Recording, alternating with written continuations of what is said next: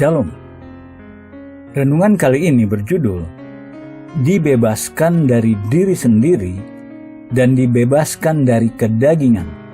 Bagian ketujuh oleh Evangelis Lokamanya Prawiro. Kita sudah melihat bagaimana salib membebaskan kita dari zaman jahat sekarang ini dan dari tuntutan-tuntutan hukum. Dalam nas yang kita pelajari dari Galatia 2, Paulus mempresentasi kita dengan pembebasan ketiga yang salib capai untuk kita, satu yang sangat signifikan. Pembebasan kita dari diri kita sendiri. Namun aku hidup, tetapi bukan lagi aku sendiri yang hidup, melainkan Kristus yang hidup di dalam aku. Dan hidupku yang kuhidupi sekarang di dalam daging adalah hidup oleh iman dalam Anak Allah yang telah mengasihi aku dan menyerahkan dirinya untuk aku. Galatia 2 ayat 20. Salib membebaskan kita dari tirani ego lama kita. Ego, kata lain untuk aku, dibebaskan dari tirani ego sepenting pembebasan-pembebasan lain yang disebut dalam Galatia. Bahasa Yunani menggunakan perfect tense, sedang berlangsung. Aku sudah disalibkan.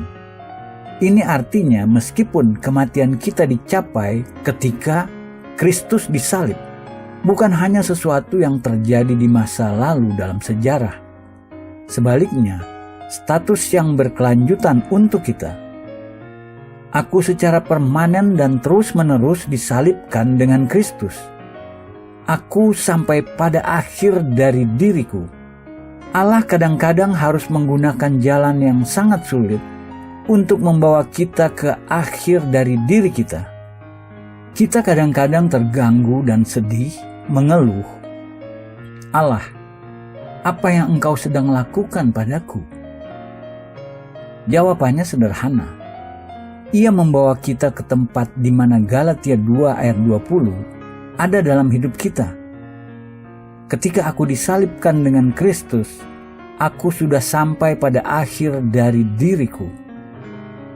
Untuk tujuan-tujuan kita, aku diinterpretasi sebagai kesombongan atau arogansi, ambisi mementingkan diri sendiri, dan memusatkan pada diri sendiri. Ini masalah-masalah paling umum dalam pelayanan Kristen hari ini. Tidak ada seorang pun dalam pelayanan yang dikecualikan dari tendensi-tendensi ini. Setiap dari kita yang dipanggil Allah untuk melayani umatnya perlu terus-menerus menjaga diri terhadap tiga bahaya ini. Kesombongan, ambisi mementingkan diri sendiri, dan memusatkan pada diri sendiri. Tolong dimengerti ketika kita berbicara mengenai kesombongan dan ambisi mementingkan diri sendiri, kita tidak mengacu pada harga diri atau kesenangan absah yang kita dapatkan dalam keberhasilan pribadi kita dan keberhasilan anggota keluarga kita, atau ambisi positif yang memotivasi kita untuk melayani. Kita mengacu pada kesombongan yang berlebihan atau mementingkan diri yang mengabaikan orang lain ketimbang menguatkan dan melayani mereka. Seperti terjadi pada banyak hamba Tuhan yang melarikan diri dari masalah-masalah mereka. Mereka mungkin melarikan diri dari pasangan mereka, pekerjaan mereka, atau kesulitan-kesulitan khusus mereka. Sering masalah realnya satu yang mengikuti kita kemanapun kita pergi, diri kita. Kita semua harus mengatasi masalah kesombongan diri, ambisi mementingkan diri sendiri, dan memusatkan pada diri sendiri. Bagaimana kita mengatasinya? Satu-satunya jalan untuk bebas dari masalah aku adalah melalui salib. Kita bisa simpulkan, kesombongan adalah kunci sebab orang melakukan kejahatan di antara orang-orang Kristen. Tidak ada seorang pun dalam kehidupan Kristen masuk dalam kesalahan kecuali melalui kesombongan. Kesombongan, dosa pertama dalam sejarah alam semesta. Menariknya, dosa pertama itu tidak terjadi di bumi. Terjadi di surga dalam terang kekekalan dan kemuliaan Allah. Oleh karenanya, fakta kesombongan menyolok dan begitu lazim, suatu pemikiran yang mengerikan. Jika kesombongan bisa menerobos dalam hadirat Allah, betapa jauh lebih mudah kesombongan menerobos di bumi. Kesombongan adalah dosa yang mana Satan tidak pernah membuat kita merasa bersalah. Satu dari manifestasi kesombongan adalah memusatkan pada diri sendiri. Dalam Filipi 2 ayat 3 dan 4, Paulus memberi gambaran perilaku yang berlawanan dengan mementingkan diri sendiri. Dengan tidak mencari kepentingan sendiri atau puji-pujian yang sia-sia. Sebaliknya, hendaklah dengan rendah hati yang seorang menganggap yang lain lebih utama daripada dirinya sendiri. Dan janganlah tiap-tiap orang hanya memperhatikan kepentingannya sendiri, tetapi kepentingan orang lain juga. Dengan tidak mencari kepentingan sendiri atau puji-pujian yang sia-sia, berapa banyak masalah dalam gereja masa kini bisa berkurang jika nasihat itu dipatuhi. Berapa banyak pelayanan yang dimotivasi ambisi mementingkan diri sendiri dan keinginan untuk diakui. Ambisi mementingkan diri sendiri dan mencari puji-pujian yang sia-sia adalah masalah-masalah yang mengkorup kehidupan gereja. Satu-satunya jalan untuk menangani ambisi dan mencari puji-pujian yang sia-sia adalah melalui salib. Tidak ada jalan lain. Dalam 2 ayat sebelumnya, Paulus menyatakan alternatif ambisi pribadi. Jadi karena dalam Kristus ada nasihat, ada penghiburan kasih, ada persekutuan roh, ada kasih mesra dan belas kasihan. Karena itu sempurnakanlah sukacitaku dengan ini. Hendaklah kamu sehati sepikir, dalam satu kasih, satu jiwa, satu tujuan. Filipi 2 ayat 1 dan 2.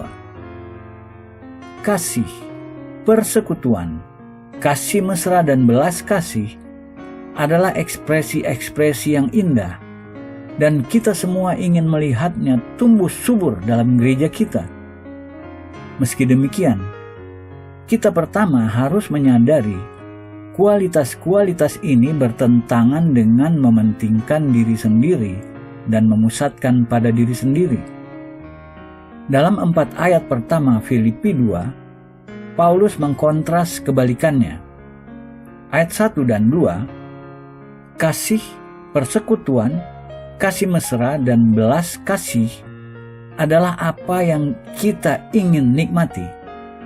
Namun ayat 3 dan 4, dengan tidak mencari kepentingan sendiri atau puji-pujian yang sia-sia, adalah apa yang kita paling sering alami dalam diri kita dan dalam diri orang lain, sampai kita datang pada salib dan menerima hukuman mati Allah atas kita. Kita tidak pernah memiliki solusi untuk masalah-masalah ini. Tidak ada jalan lain untuk menanganinya kecuali melalui salib. Dalam 2 Timotius 3, Paulus melukiskan gambaran jelas seperti apa karakter dan perilaku manusia di hari-hari terakhir. Ia mendaftar 8 cacat celah etikal dan moral yang akan menjadi karakteristik kebudayaan manusia sementara akhir zaman makin dekat. Degenerasi sedang berlangsung di seluruh dunia dan sedang terjadi dengan kecepatan luar biasa. Apa yang kita lihat sekarang tepat seperti yang digambarkan oleh Paulus dalam 2 Timotius. Alkitab berbicara terus terang, jangan pernah memuaskan diri dalam angan-angan. Janji-janjinya benar dan peringatan-peringatannya juga benar. Sementara kita membaca nas-nas berikutnya, Mari kita perhatikan berapa banyak yang dimanifestasi dalam kebudayaan kita masa kini. Ketahuilah bahwa pada hari-hari terakhir akan datang masa yang sukar. Manusia akan mencintai dirinya sendiri dan menjadi hamba uang. Mereka akan membual dan menyombongkan diri. Mereka akan menjadi pemfitnah. Mereka akan berontak terhadap orang tua dan tidak tahu berterima kasih. Tidak mempedulikan agama, tidak tahu mengasihi, tidak mau berdamai, suka menjelekkan orang, tidak dapat mengekang diri, garang, tidak suka yang baik, suka mengkhianat, tidak berpikir panjang, berlagak tahu, lebih menuruti hawa nafsu daripada menuruti Allah. Secara lahiriah, mereka menjalankan ibadah mereka, tetapi pada hakikatnya mereka memungkiri kekuatannya. Jauhilah mereka itu. 2 Timotius 3 ayat 1-5. Terjemahan alternatif untuk masa sukar adalah masa-masa stres. Gambaran itu patut diperhatikan karena 50 tahun yang lalu tidak banyak diskusi mengenai stres. Hari ini, dokter mengatakan stres mendasari semua jenis penyakit. Maka perubahan signifikan sudah terjadi dalam setengah abad terakhir. Alasan masa-masa stres bukan ekonomi, perkembangan nuklir, atau terorisme. Alasannya ada di dalam manusia. Berapa banyak ciri yang Paulus daftar di nas di atas menyolok dalam kebudayaan kita masa kini. Kita tidak dapat berkata masalah-masalah ini terbatas hanya pada satu negara. Masalah-masalah ini menyebar di seluruh bumi. Akar sebabnya ada dalam pernyataan pertama. Manusia akan mencintai dirinya sendiri. 2 Timotius 3 ayat 2. Mengasihi diri sendiri dalam arti selalu memikirkan dirinya, atau rasa bangga diri menimbulkan semua masalah-masalah lain. Kita mungkin berpikir orang-orang yang Paulus sebut ini bukan Kristen. Namun Paulus secara spesifik berkata mengenai mereka. Secara lahiriah, mereka menjalankan ibadah mereka. 2 Timotius 3 ayat 5. Paulus tidak akan pernah menggunakan kata menjalankan ibadah mengenai agama non-Kristen. Dengan jelas, orang-orang ini beragama Kristen, namun mereka memungkiri kekuatannya. Dan ketika mereka menyangkal kekuatannya, mereka menyangkal satu yang bisa merubah orang-orang yang mementingkan dirinya sendiri ini. Apa kekuatan itu? Kuasa salib. Kebalikan dari mencari kuasa itu untuk dibebaskan dari diri mereka, mereka bergantung pada program-program menolong diri sendiri seperti psikologi dan lain-lain. Mudah bagi orang-orang Kristen menjadi sangat terhormat. Mereka mungkin bisa menjauhkan diri dari narkoba, alkohol, perzinahan, dan semua dosa-dosa lain. Mereka mungkin anggota-anggota gereja yang baik dan warga negara yang taat hukum. Namun mungkin mereka orang-orang yang sangat mementingkan diri sendiri dan memusatkan pada diri sendiri. Orang-orang seperti ini secara lahiriah menjalankan ibadah mereka, tetapi pada hakikatnya mereka memungkiri kekuatannya atau menentang kuasa salib untuk merubah mereka secara radikal. Sampai diri kita berhasil ditangani, kita belum mengalami diubah secara radikal. Kata radikal berasal dari kata Latin radix, yang berarti akar. Radikal yang masuk ke akar. Yohanes Pembaptis memperkenalkan Injil dan Yesus dengan mendeklarasi, kapak sudah tersedia pada akar pohon, dan setiap pohon yang tidak menghasilkan buah yang baik pasti ditebang dan dibuang ke dalam api. Matius 3 ayat 10. Ini kerajaan Allah, pesan paling radikal yang pernah mengkonfrontasi umat manusia. Menangani isu-isu akar, terutama mementingkan diri sendiri atau mengasihi diri sendiri. Satu-satunya kapak yang akan memotong akar adalah salib. Kita harus menangani akar yang terdiri dari mengasihi diri sendiri, mementingkan diri sendiri, dan memusatkan pada diri sendiri. Sampai akar sudah ditangani, kita belum benar-benar bisa memiliki faedah-faedah Injil yang Allah intensikan untuk kita miliki. Mengasihi diri dan kodrat Kristus berlawanan. Kita harus membiarkan mengasihi diri mati agar kodrat Kristus bisa masuk mengambil alih tempatnya. Dalam menangani isu-isu pribadi seperti ini, kita harus realistik tentang diri kita dan tidak memandang terlalu tinggi spiritualitas kita. Bukan intensi kita membawa siapapun ke bawah hukuman.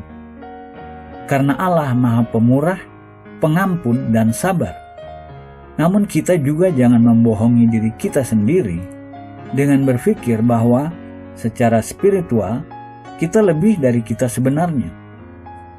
Penting bagi kita untuk memeriksa seberapa banyak kita mengasihi diri sendiri, mementingkan diri sendiri, dan memusatkan pada diri sendiri masih mendominasi hidup kita.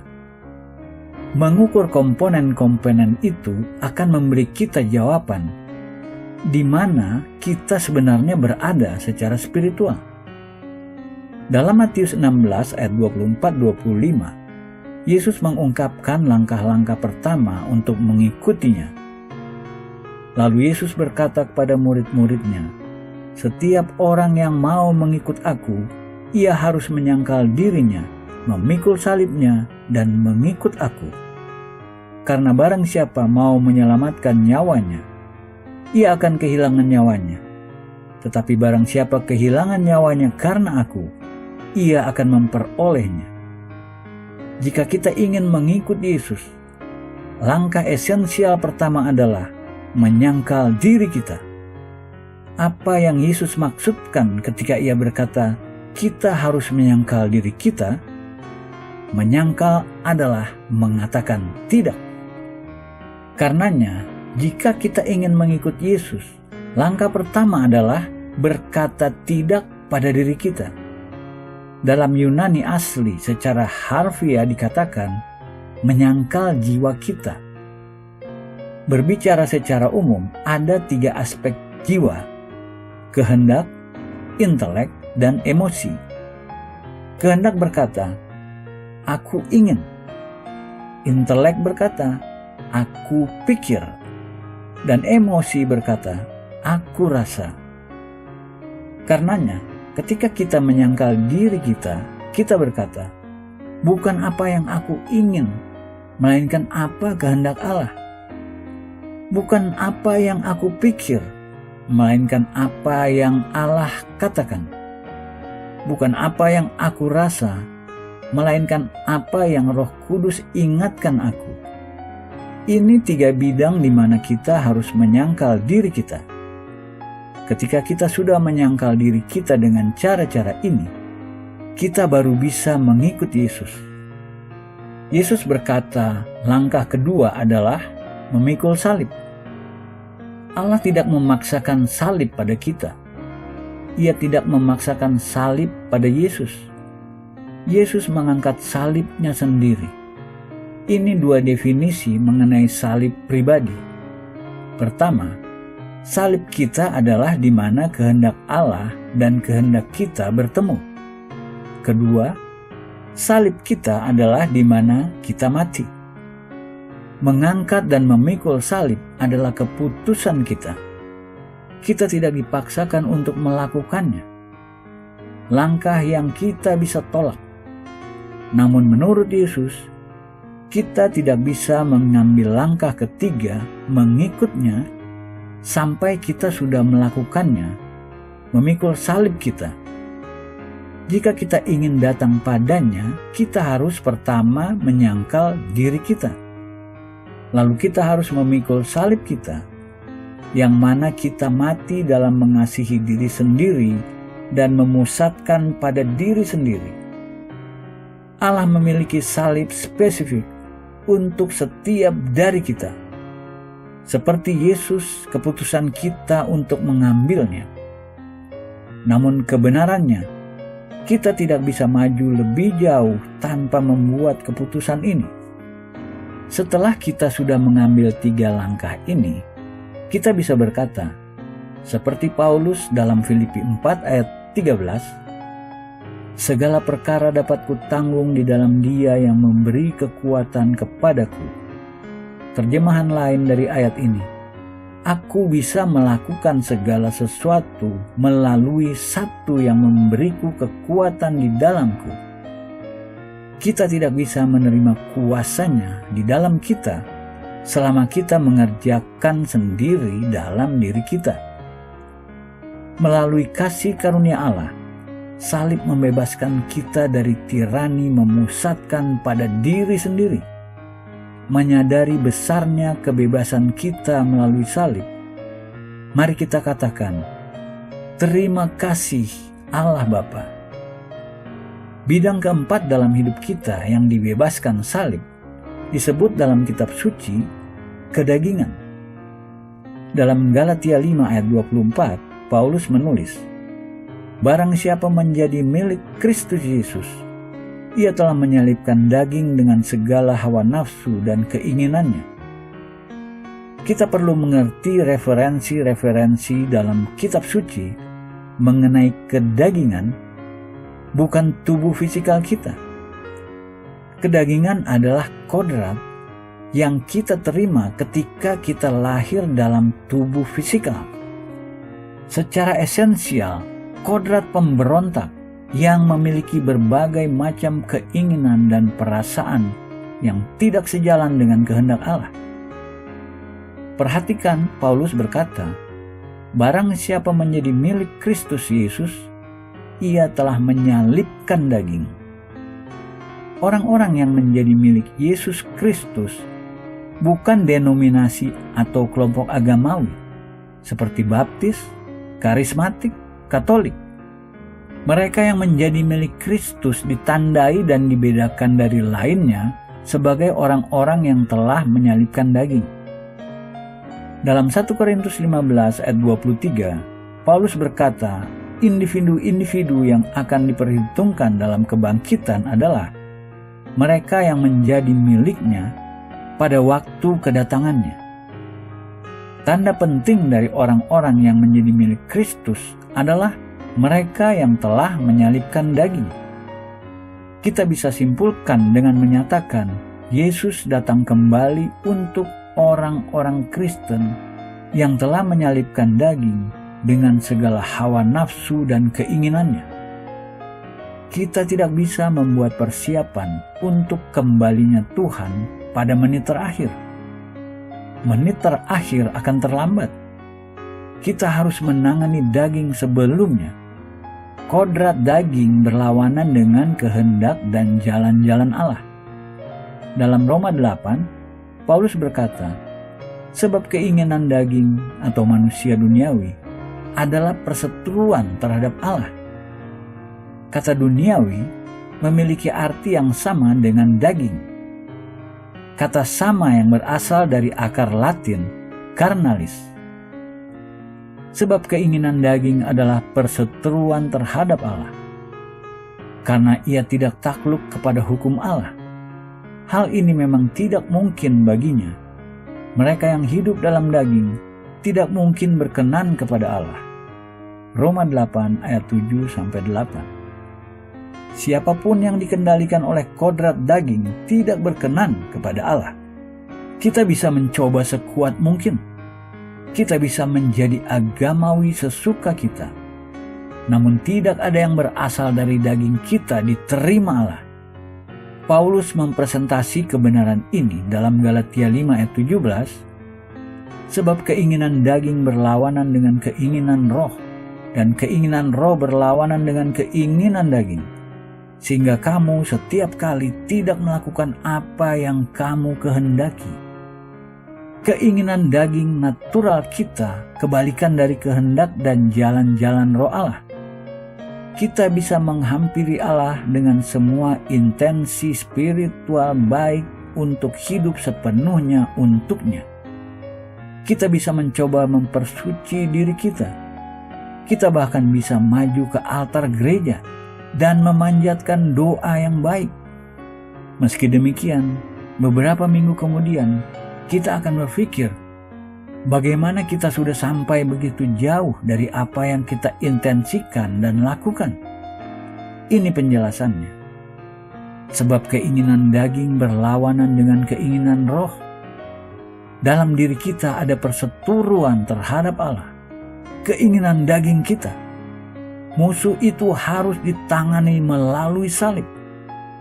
Sampai kita menyalibkan daging dengan segala hawa nafsu dan keinginannya. Galatia 5 ayat 24. Kita tidak bisa dengan sukses menjalani kehidupan Kristen. Mungkin perlu kita ketahui bahwa Paulus sendiri memiliki masalah yang sama. Bergumul dengan kodrat daging bukan pertempuran hanya beberapa minggu yang orang-orang hadapi. Universal dalam setiap manusia. Jika kita membaca Roma 7, kita akan melihat pergumulan pribadi Paulus melawan daging.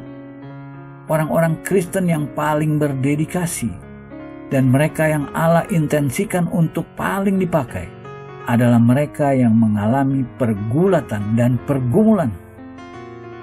Banyak orang Kristen memiliki sikap jika kita diselamatkan, dibaptis dalam air, dibaptis dalam roh, dan berbicara dalam bahasa lidah, kita tidak akan memiliki masalah-masalah lagi.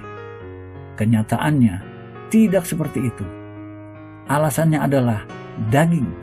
Sederhana, karena daging adalah musuh Allah. Ini apa yang Paulus katakan dalam Roma 7 ayat 15 mengenai pengalamannya sendiri. Sebab apa yang aku perbuat, aku tidak tahu. Karena bukan apa yang aku kehendaki yang aku perbuat, tetapi apa yang aku benci, itulah yang aku perbuat. Apakah Paulus unik dalam pengalaman ini? Tidak, ia tidak unik, sama dengan kita semua. Tidak seorang pun dari kita bisa menunjuk orang lain bahwa dilema Paulus hanya terjadi pada mereka. Setiap dari kita harus mengakui bahwa terjadi juga pada kita. Paulus menjelaskan kenapa ini terjadi.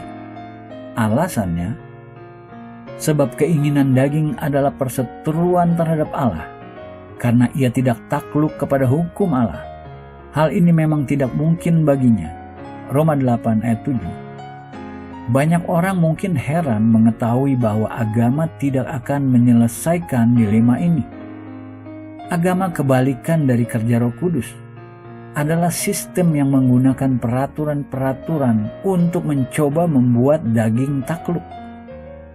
Agama bisa membuat daging agamawi, namun tidak memiliki kuasa untuk membuat daging diterima Allah. Orang-orang agamawi hanya menekan daging. Mereka memaksa daging mereka menyesuaikan secara lahiriah, sementara sikap pemberontakan batin mereka tidak berubah. Dalam Galatia 5 ayat 19-21, Paulus mendaftar hasil-hasil dari legalisme dan hawa nafsu duniawi yang merajalela tidak terkendali di antara orang-orang Galatia. Perbuatan daging telah nyata, yaitu percabulan, kecemaran, hawa nafsu, penyembahan berhala, sihir, perseteruan, perselisihan, iri hati, amarah, kepentingan diri sendiri, percederaan, roh pemecah, kedengkian, kemabukan, pesta pora dan sebagainya. Terhadap semuanya itu kuperingatkan kamu, seperti yang telah kubuat dahulu, bahwa barang siapa melakukan hal-hal yang demikian, ia tidak akan mendapat bagian dalam kerajaan Allah. Jika kita analisa perbuatan-perbuatan daging dalam nas ini, kita akan mendapatkan 4 kategori. Pertama, amoralitas seksual. Ini termasuk perzinahan, persundalan, kenajisan, dan kebejatan. Banyak orang percaya amoralitas seksual kerja dari daging.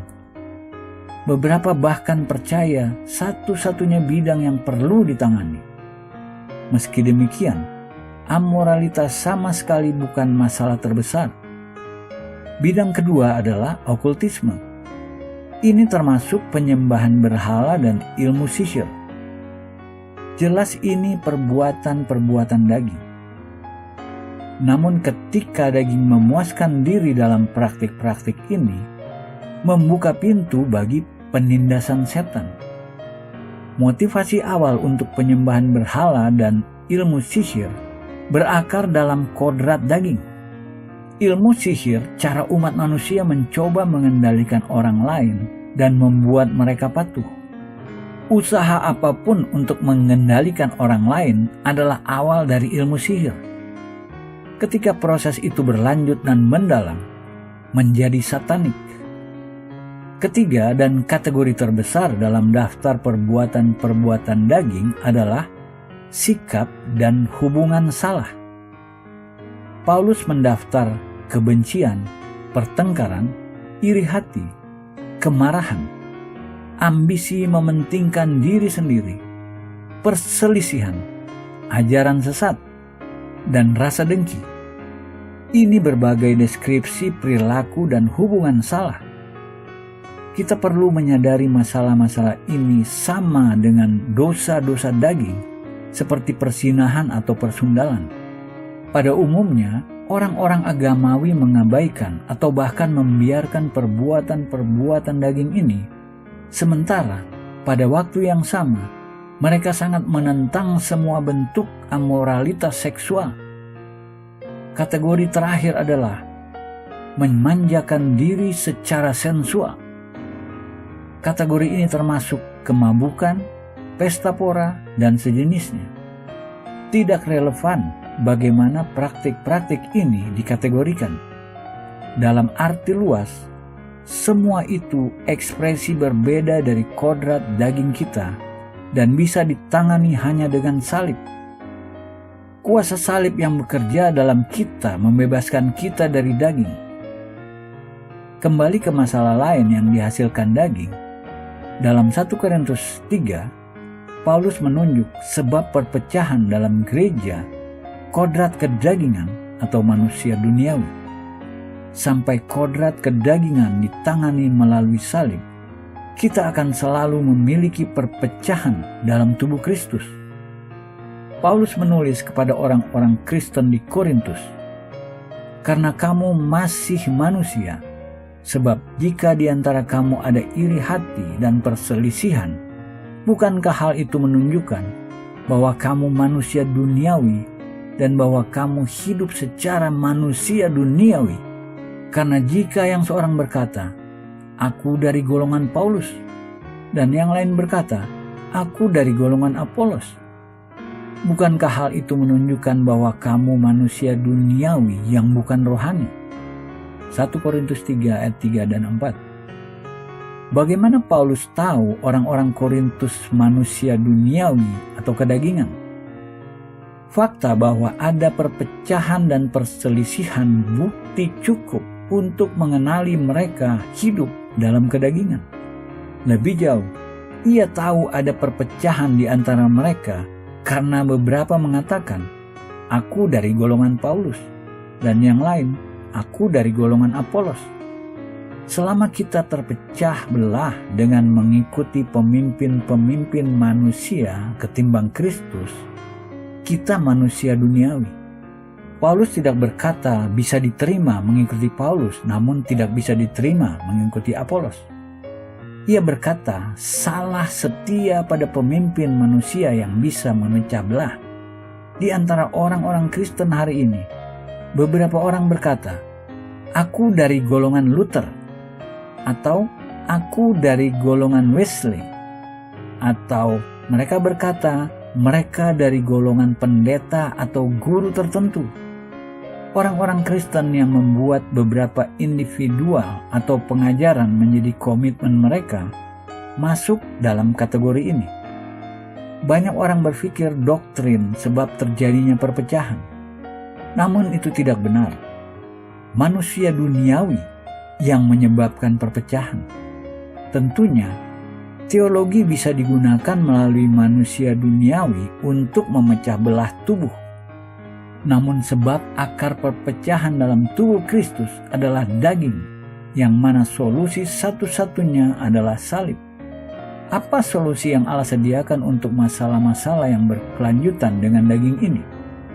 Paulus menyatakan dengan jelas dalam Roma 6 ayat 6. Karena kita tahu bahwa manusia lama kita telah turut disalibkan, supaya tubuh dosa kita hilang kuasanya, agar jangan kita menghambakan diri lagi kepada dosa. Seperti kita sudah catat mengenai dibebaskan dari hukum, solusi Allah adalah eksekusi. Ia sudah memberi solusi itu kepada kita melalui identifikasi kita dengan kematian Yesus. Namun tantangan terbesar kita adalah kita harus belajar bagaimana mengaplikasikan solusi yang Allah sudah sediakan bagi kita. Kristus sudah melakukan bagiannya. Namun dari pekerjaannya, kita harus mengaplikasikannya pada diri kita. Dikatakan dalam 1 Petrus 4 ayat 1-2. Jadi karena Kristus telah menderita penderitaan badani, kamu pun harus juga mempersenjatai dirimu dengan pikiran yang demikian. Karena barang siapa telah menderita penderitaan badani, ia telah berhenti berbuat dosa. Supaya waktu yang sisa jangan kamu pergunakan menurut keinginan manusia, tetapi menurut kehendak Allah. Petrus meringkas prinsip ini. Karena barang siapa telah menderita penderitaan badani, ia telah berhenti berbuat dosa. Pertanyaannya, jika Yesus menderita mewakili kita, kenapa kita harus menderita lagi? Jawabannya, Yesus sudah menyediakan solusinya, namun kita harus mengaplikasikannya. Sesuai Galatia 5 ayat 24, barang siapa menjadi milik Kristus Yesus, ia telah menyalibkan daging dengan segala hawa nafsu dan keinginannya. Allah tidak menyalibkan kita. Kita harus melakukannya sendiri. Dan penyaliban menyakitkan. Apa yang harus kita lakukan untuk menyalibkan kodrat daging kita? Kita harus memakukan sikap pemberontak dan keinginan jahat kita pada salib.